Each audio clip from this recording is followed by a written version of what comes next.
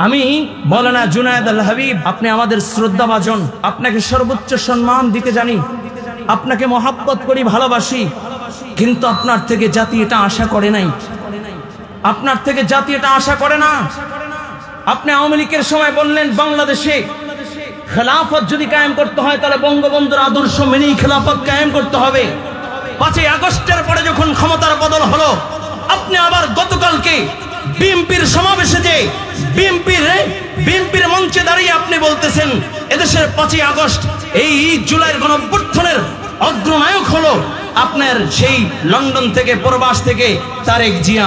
আমরা বলতে চাই বিএনপির স্পষ্ট ছিল যে 5ই আগস্টের যে গণঅভ্যুত্থান হলো, জুলাইয়ের যে গণঅভ্যুত্থান, ছাত্র জনতার গণঅভ্যুত্থানে বিএনপির কোনো ভূমিকা ছিল না।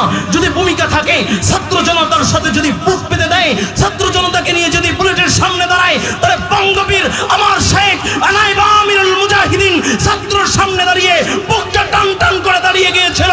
একটা ছাত্রকে যদি গুলি করতে হয়, আমি ফয়জুল করিমের বুকটা চার করে তারপর আমার ছাত্রদেরকে গুলি করতে হবে, ঠিক কিনা যারা মানে?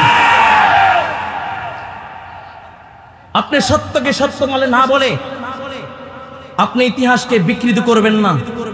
এখন সোশ্যাল মিডিয়ার যুগ, মুনাফিকের খাতায় নাম লেখাবেন না, এই জন্য বিনয়ের সাথে অনুরোধ রাখবেন। আমি আপনার সন্তান সমতুল্য। যুবক ভাইরা আমার, আপনারা ইতিপূর্বেই দেখেছেন নায়েবে আমিরুল মুজাহিদিন শায়েখে চরমনের এক বক্তব্য। স্টেজে যারা আছেন যদি মুনাফিকি না করে তাহলে ইসলামই ক্ষমতায় যাবে, ঠিক কিনা যারা বলেন? আর এই বক্তব্যের পরে মুনাফিক যারা চিহ্নিত হয়ে যাচ্ছে, ঠিক কিনা যারা বলেন? একের পরে এক মুনাফিকের রূপ প্রকাশ পাচ্ছে, ঠিক কিনা যারা বলেন?